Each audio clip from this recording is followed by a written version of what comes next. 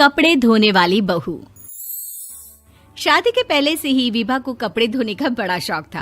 कभी नल के नीचे तो कभी तालाब के पास। अरे मेरी नीली वाली लुंगी नहीं दिख रही है। विभा की अम्मा, कहाँ रखी है लुंगी? अरे वो तो विभा ने परसों ही धोकर रखी थी आपकी अलमारी में, देखो वहीं होगी। वो ना मैंने आज धो दी, मुझे लगा कि गंदी हो गई होगी।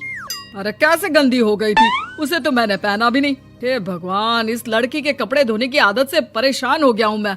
जितना तो घर में राशन नहीं आता, उससे कहीं ज्यादा डिटर्जेंट पाउडर का खर्चा है। इसकी शादी करवा दो, शादी जाए अपने घर में ही करे काम, फिर चाहे घर के कपड़े धोने हो या पूरे गांव के। हाँ ठीक बोल रही हूँ, देखता हूँ मैं कोई लड़का। वो दिन भी आ जाता है जब विभा को देखने लड़के वाले आ जाते हैं। लड़की मुझे अच्छी लगी। होने वाली सास कहती है, बेटी अगर कुछ पूछना है तो पूछ लो। वैसे तो हमारी लड़की बहुत ही शर्मीली है, जो बोल दो वो मान लेती है, इसे क्या पूछना होगा। अरे कैसी बात कर रही हो माँ, मुझे इन लोगों के घर रहना है, सवाल तो कई है। हाँ हाँ बेटा, पूछ लो ना, क्या पूछना है। आप लोगों के घर कपड़े कौन धोता है? सास का मुंह बन जाता है। देखो, अगर तुम ये कहना चाहती हो कि तुम्हें कपड़े धोने नहीं आते तो सुन लो, कपड़े मैं ही धोती हूँ, लेकिन तुम्हारे आ जाने के बाद मैं रुमाल तक नहीं धोऊंगी। अरे चुप रहना भाग्यवान, बहू बेचारी घर आई नहीं, उसे डराना शुरू कर दिया। वो क्या है ना बिटिया, अभी तक तो ये कल्लू की माँ ही धोती थी, लेकिन अब तुम्हारे पापा तो दहेज में वॉशिंग मशीन देंगे ही। तभी विभा की माँ बोल पड़ती है, सवाल भी पूछा तो क्या। वैसे भाई साहब, मशीन की फिर भी कपड़े धोने की कैपेसिटी होती है। अब जो बिटिया दे रहे हैं ना विभा, इसे कपड़े धोने का बहुत शौक है। ये आप लोगों के क्या, आस पड़ोस गांव मोहल्ले सबके कपड़े धो दे और उफ तक ना करे। बाहर देखा नहीं आपने कितने कपड़े सूख रहे हैं, सब हमारी बिटिया ने ही तो धोए हैं। बस भी करो ना माँ, शर्म आ रही इतनी तारीफ सुनकर। और तो और एक दाग निकाल कर दिखाओ तो मान जाओ। हाँ अच्छा, माफ करना बेटा, मैंने गलत समझा।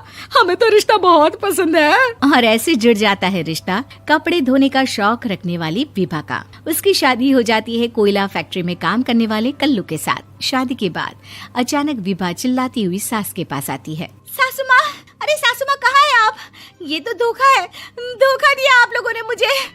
इसे ससुर के चक्कर के बारे में पता चल गया। अरे तो उसमें तुझे क्यों धोखा मिला है? अरे नल में पानी नहीं आता, कपड़े कैसे कब धुलेंगे? अच्छा, तू पानी नहीं आ रहा उसकी बात कर रही है। तो आपने क्या सोचा? कुछ नहीं। अच्छा, तेरी माँ ने कहा था कि कपड़े धोने का शौक है तुझे, याद आया मुझे। शौक बोलकर कपड़े धोने वाले मेरे जुनून को कम ना आके सासू माँ, कपड़ा धोना मेरा गुरूर है। तभी पति भी वहाँ आ जाता है। अभी मैंने इसे सनी देओल की फिल्म दिखाई है, उसी के डायलॉग मार रही है माँ। अच्छा सुन, साफ साफ बता रही हूँ, पानी सुबह 4 से 6 और शाम को 10 से 12 आता है, समझी? विभा टाइमिंग सुनकर हैरान हो जाती है। ये क्या भूतों का मोहल्ला है? सुबह 4 बजे उठकर कौन कपड़े धोता है? 4 बजे टंकी में पानी जाता है, फिर सारा दिन धोना ना, किसने मना किया? अरे कैसी बात कर रही हैं? 200 लीटर की टंकी में कितने कपड़े धो लूंगी मैं? सुबह ही उठ जाऊंगी मैं। अब क्या था, विभा सुबह 4 से लेकर रात के 12 बजे तक कपड़े ही धोती रहती। एक रोज सास पड़ोस से निकलकर कहीं जा रही होती है कि साथ वाली कहती है, हाँ कल्लू की माँ, जरा ये बताओ कि 2 साड़ी है, 2 ब्लाउज और एक पेटीकोट और एक नाड़े वाला लंबा कच्छा। हाँ तो? अरे तो क्या, कितना लोगी धुलाई ये बताओ। धोबन दिख रहे हैं हम क्या? हमारे पति सरकारी नौकरी से अभी रिटायर हुए हैं और बेटा सुपरवाइजर है कोयला फैक्ट्री में। धोबन समझ रखा है हमें?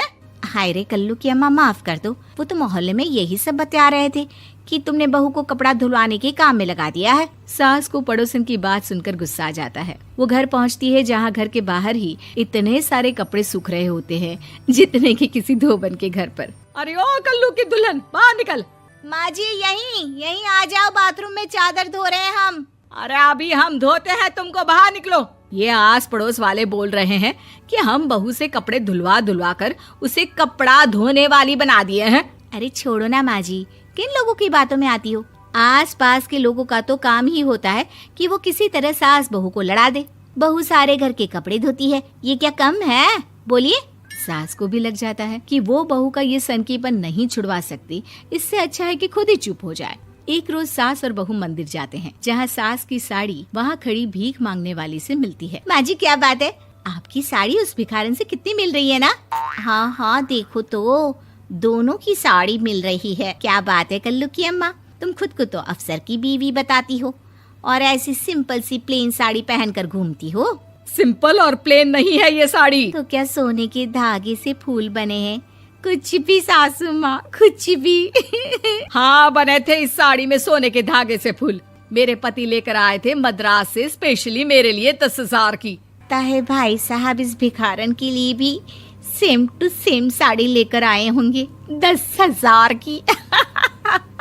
सास उस वक्त तो कुछ नहीं कहती, लेकिन बहू के साथ घर आती है और अलमारी से एल्बम निकाल कर लाती है। ये साड़ी देख रही है, ये वही साड़ी है जिसे मैंने अभी पहना था।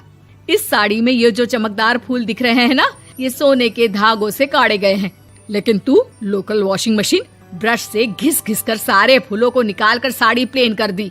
मुझे माफ कर दीजिए सासू माँ। और तो और, जब मैंने तुझे तेरी गलती के लिए कुछ नहीं कहा, लेकिन तूने तो सबके सामने मेरा मजाक ही बना दिया। क्यों? बहू को समझ में आ जाता है कि अब से उसका कपड़े धोना बंद।